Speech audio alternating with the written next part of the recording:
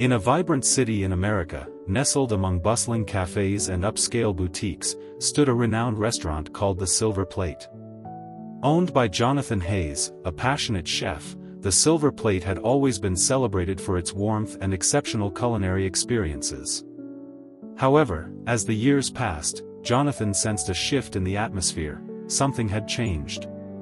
One evening, while gazing at his reflection in the mirror of his luxurious apartment, Jonathan pulled on a worn, thrift store outfit. He had devised a plan to understand his restaurant's true dynamics.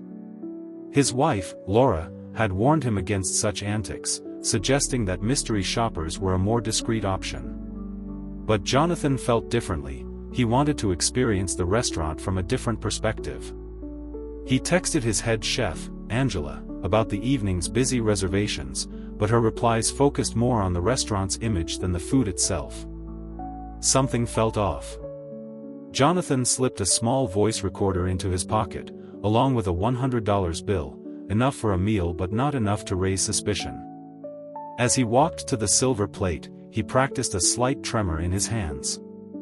The streets felt colder than usual, and he noticed how people avoided eye contact, crossing to the other side of the street. Arriving at the restaurant, he took a deep breath, pushing through the heavy doors.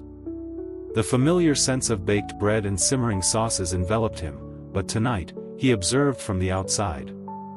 Jonathan approached the host station, where Claire, the head server, was stationed. Her pristine uniform and polished demeanor radiated professionalism, but Jonathan sensed something more predatory in her gaze as she assessed him. "Good evening," he said, his voice shaky. "I'd like a table, please." "Sorry, sir, but we're fully booked tonight," Claire replied curtly, glancing around the nearly empty dining room. Jonathan spotted at least 3 vacant tables. "I can sit anywhere," he insisted, pulling out the $100 bill.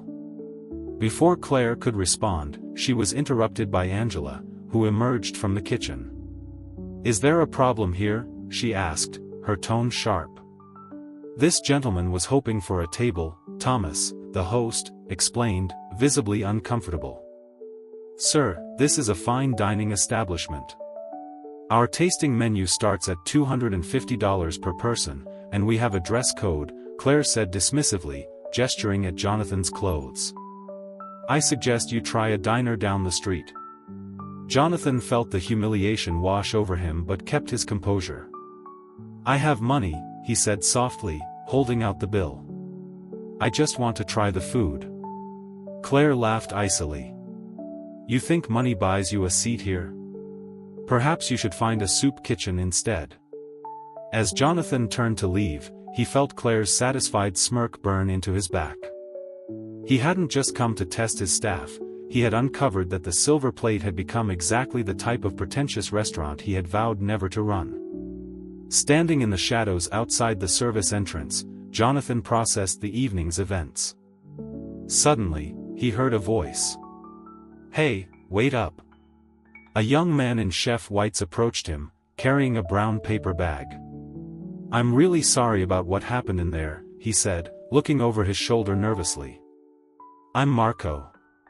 I've been a line cook here for 3 years. Please take this." Jonathan accepted the bag, feeling warmth seep through the paper. Inside was a perfectly plated portion of the Silver Plate's famous braised short rib, complete with truffle mashed potatoes. "This must have cost you," Jonathan said, surprised. Marco shook his head, a sad smile on his face. "I always make extra, just in case something goes wrong. But really, it's for people like you. Claire doesn't know I do this, she'd fire me if she found out."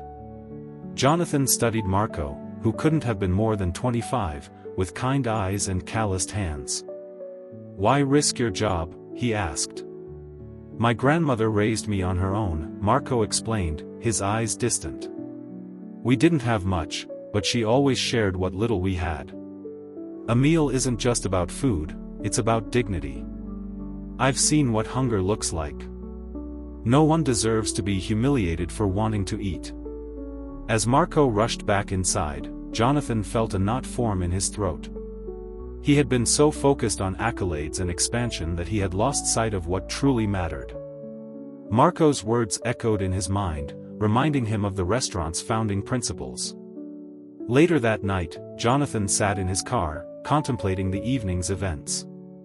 He opened his phone and texted Laura, "You were right. This disguise was exactly what I needed, but I need a week. Tell Claire I'm at a culinary conference in Seattle. I have to figure out how deep this goes." The next week, Jonathan transformed into a phantom diner, watching the silver plate from the shadows. Disguised as a maintenance worker, he gained access to every corner of the restaurant, uncovering disturbing secrets. He found employee complaint forms that never reached HR and health inspection reports with discrepancies. But the most shocking discovery was a handwritten notebook in Claire's office, filled with plans to push Jonathan out and prioritize exclusivity. As he dug deeper, he discovered an underground network of compassion among the staff. They were secretly helping customers who were turned away by Claire, offering kindness and dignity behind the scenes. Marco was teaching English to the dishwashers during breaks, and Lisa, the pastry chef, was donating rejected desserts to a local shelter. The sense of camaraderie among the staff was palpable, and it filled Jonathan with hope. One evening, disguised as a potential investor, Jonathan met with Claire's former assistant, who revealed the extent of Claire's ambitions. "She's been planning a takeover for months. She's documenting every mistake you make," she warned. The realization hit Jonathan hard. He had been an absentee owner, losing touch with his restaurant. Determined to reclaim the silver plate, Jonathan devised a plan. He contacted Laura and organized a special dinner for a group of individuals from various backgrounds, including those who had been mistreated by Claire. On the night of the event, Jonathan disguised himself as an elderly regular and watched as the guests arrived. Claire erupted in anger upon seeing the diverse group. "You don't belong here," she shouted, but Jonathan stepped forward, revealing his identity. "I've been watching you destroy everything this restaurant was meant to be," he declared. "These people are my guests, and they represent the heart of our city." As Claire's facade crumbled, Jonathan announced that dinner was on the house for everyone. He vowed to restore the silver plate to its roots, emphasizing inclusivity and respect. With Marco promoted to executive chef, they began implementing sweeping changes, welcoming back former employees and creating an open-door policy.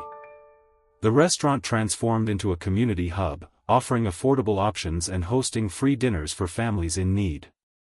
Marco's Sunday suppers program flourished, allowing anyone to enjoy a meal regardless of their financial situation. The sense of belonging returned to the silver plate, and guests began to feel the warmth that had once defined the restaurant. Months later, the silver plate thrived, nominated for humanitarian awards. Jonathan watched with pride as the restaurant became a beacon of hope and kindness in the community. The walls that had once echoed with exclusivity now resonated with laughter and camaraderie. The restaurant had become a haven for those seeking connection and nourishment, and Jonathan felt a renewed sense of purpose. As he reflected on his journey, Jonathan realized that the heart of fine dining lay not in the price of a meal but in the connections forged around the table. The silver plate had returned to its original mission, to nourish the soul and bring people together, one plate at a time. However, Jonathan knew that maintaining this spirit of inclusivity would be a continuous challenge. He held regular meetings with his staff, encouraging open communication and feedback. They began collaborating on new ideas, and the restaurant's menu evolved to reflect the diverse backgrounds of its team members. One day, during a brainstorming session, Marco proposed a series of cooking classes for underprivileged youth in the community. "We can show them that cooking can be a path to a better future," he suggested passionately. The idea resonated with everyone, and soon they were planning a series of workshops to teach valuable culinary skills and life lessons. As the program developed, Jonathan reached out to local schools and community organizations, inviting students to participate. The response was overwhelming. Kids from all walks of life signed up, eager to learn and share their stories.